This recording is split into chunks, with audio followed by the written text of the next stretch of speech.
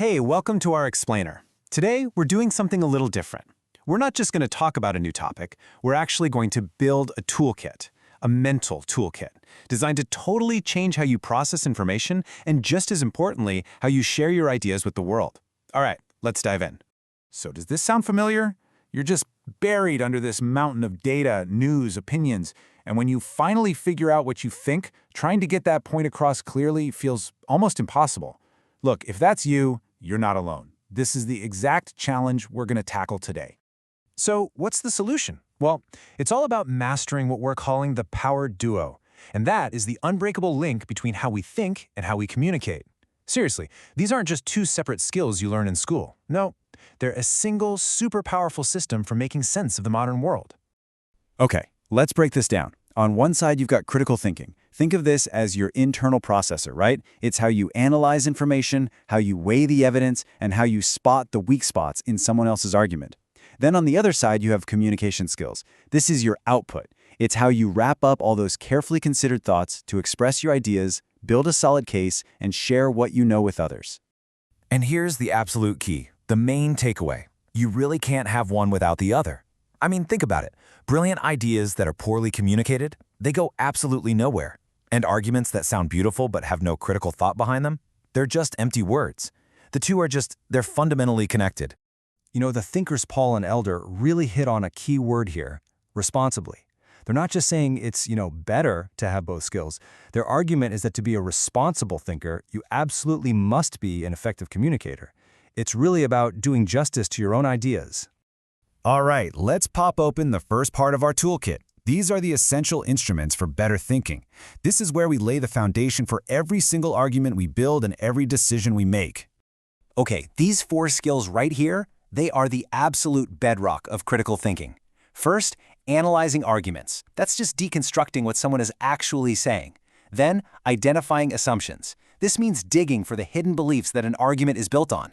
Evaluating evidence is simply asking, okay, but how do you know that? And finally, distinguishing facts from opinions. Let's be real, in today's world, that's practically a superpower. So once you've gotten the hang of analyzing the individual pieces of an argument, the next step is to understand the logic that holds them all together, or, in some cases, the logic that fails to hold them together. We use these two types of reasoning every single day, probably without even thinking about it. Inductive reasoning is what we'd call bottom-up. You see a bunch of specific examples like, hey, every swan I've ever seen is white, and you form a general rule from that. All swans must be white. Deductive reasoning is the opposite. It's top-down. You start with a big, general rule, like all humans are mortal, and you apply it to a specific case. Socrates is a human, therefore Socrates must be mortal. Just knowing the difference is so key to building solid arguments. All right, now for the fun part, logical fallacies. I want you to think of these as bugs in our mental software. They are super common errors in reasoning that can make a really weak argument sound surprisingly convincing. Let's take a look at a few of the usual suspects. Oh, you hear this one all the time. If we let employees work from home on Fridays, pretty soon nobody will ever come into the office. The culture will die and the whole company will collapse. See? It's just a huge exaggeration that assumes this worst-case chain reaction without any real evidence to back it up. This one is a total classic. It's basically saying X is true because X is true. For example, this book is so popular because it's the bestseller that everyone is reading. The argument doesn't actually give you any real evidence, it just restates the conclusion in slightly different words. This fallacy is a major roadblock to any kind of productive conversation. It's that whole, you're either with us or you're against us mentality. It totally oversimplifies things by artificially limiting the options to just two, trying to force a choice. But in reality, there's almost always a whole spectrum of possibilities, or at least a third option to consider. Okay, so you've sharpened your thinking, you can spot a logical fallacy from a mile away, but now what? Well, you've got to share those brilliant ideas, right? So let's flip that coin over and look at the communication side of our toolkit. These are the skills that turn your thoughts into actual action. When you can write and speak clearly, your proposal actually gets read and understood. When you use persuasive communication, you get your team excited and on board. With strong interpersonal skills, you build trust. And with a great oral presentation, you can inspire an entire room. It's that powerful. And this quote from Solomon and Theiss just nails why this is all so important. This isn't just about sounding smart, you know? It's about actually making things happen.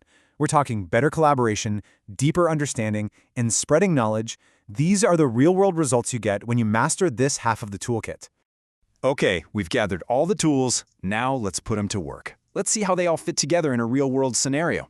This is where the magic happens. Just look at this process. The first 3 steps are all about your critical thinking skills, right? You analyze the information, you evaluate the existing policies and arguments, and you solve complex problems. But then, look at step 4. That is pure communication. All that incredibly hard analytical work is basically useless if you can't present your proposals and recommendations clearly and persuasively. It's the perfect fusion of the entire toolkit. And of course, this isn't just about your job. As Butterworth and Thwaites point out, these skills are absolutely essential for being an engaged, responsible member of society. They help us make better decisions in our personal lives, in our communities, and even about the leaders we choose. So, there it is. The toolkit is now in your hands. But here's the crucial part. What are you going to do with it? Don't just file this information away. I want you to think about the next meeting you're in, the next article you read, or the next important conversation you're going to have. Ask yourself, what's the very next decision you'll make using this toolkit? Start right there.